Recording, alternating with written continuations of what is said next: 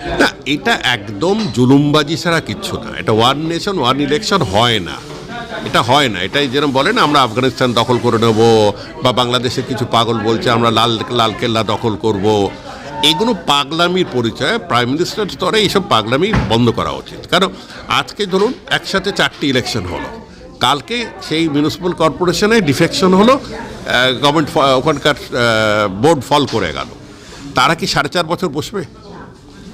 তারা কি নেক্সট 4.5 বছর বসবে যে মোদিবাবুর ওই ওয়ান ইলেকশনের জন্যে? না, 4.5 বছর তাদের মিউনিসিপ্যালিটি কে চালাবে?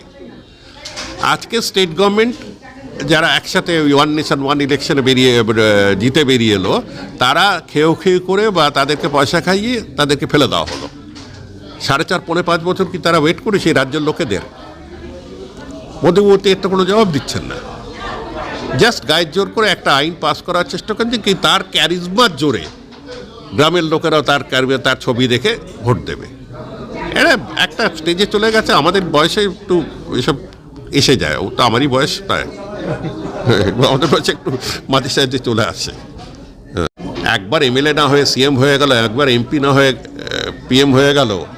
এরম ভাগ্য করে জন্মাতে গেলে অনেক কুষ্টি স্বস্তি দেখতে হয়।